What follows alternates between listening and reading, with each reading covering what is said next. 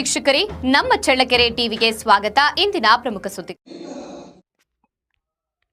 ಚಿತ್ರದುರ್ಗ ನಗರದ ಕೈಗಾರಿಕಾ ಪ್ರದೇಶದಲ್ಲಿರುವ ಖಾದಿ ಮತ್ತು ಗ್ರಾಮೋದ್ಯೋಗ ಕೈಗಾರಿಕೆ ಆಯೋಗದ ಕೇಂದ್ರೀಯ ಸಿಲ್ವರ್ ಪ್ಲಾಂಟ್ನಲ್ಲಿ ಅಗ್ನಿ ಅವಘಡಗಳ ಸಂದರ್ಭದಲ್ಲಿ ಹೇಗೆ ತುರ್ತು ಕ್ರಮ ಕೈಗೊಳ್ಳಬೇಕು ಎಂಬ ಕುರಿತು ಅಗ್ನಿ ಸುರಕ್ಷತಾ ಅಣುಕು ಪ್ರದರ್ಶನ ಹಾಗೂ ಕಾರ್ಮಿಕರಿಗೆ ವಿಶೇಷ ತರಬೇತಿ ನೀಡಲಾಯಿತು.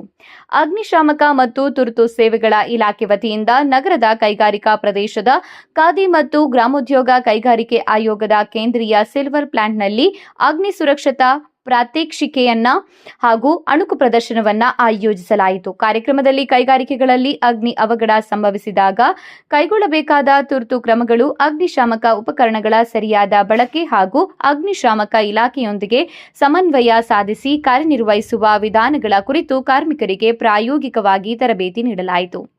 ಇದೇ ವೇಳೆ ಅಗ್ನಿ ದುರಂತದಲ್ಲಿ ಸಿಲುಕಿದ ಗಾಯಾಳುಗಳ ರಕ್ಷಣೆ, ಸುರಕ್ಷಿತ ಸ್ಥಳಕ್ಕೆ ಸ್ಥಳಾಂತರ ಹಾಗೂ ಪ್ರಥಮ ಚಿಕಿತ್ಸೆಯ ಕುರಿತು ಅಗ್ನಿಶಾಮಕ ಮತ್ತು ತುರ್ತು ಸೇವೆಗಳ ಇಲಾಖೆ, ಎಸ್ಡಿಆರ್ಎಫ್ ಮತ್ತು ಆರೋಗ್ಯ ಇಲಾಖೆಯ ಸಹಯೋಗದಲ್ಲಿ ಅಣುಕು ಪ್ರದರ್ಶನ ನಡೆಸಿ ಜಾಗೃತಿ ಮೂಡಿಸಲಾಯಿತು. ಕಾರ್ಯಕ್ರಮದಲ್ಲಿ ಜಿಲ್ಲಾ ಅಗ್ನಿಶಾಮಕ ಅಧಿಕಾರಿ ಸೋಮಶೇಖರ್ ಅಗಡಿ, ಅಗ್ನಿಶಾಮಕ ಠಾಣಾಧಿಕಾರಿ Narendra, SDRF sub inspector Imran Qureshi, khadi ಮತ್ತು ಗ್ರಾಮೋದ್ಯೋಗ ಕೈಗಾರಿಕೆ ಆಯೋಗದ ಕೇಂದ್ರೀಯ ಸಿಲ್ವರ್ ಪ್ಲಾಂಟ್ನ ಮಾಲತಿ, ಶಶಿಕಲಾ, ಕಾರ್ಮಿಕರು ಹಾಗೂ ಅಗ್ನಿಶಾಮಕ ಸಿಬ್ಬಂದಿ ಉಪಸ್ಥಿತರಿದ್ದರು.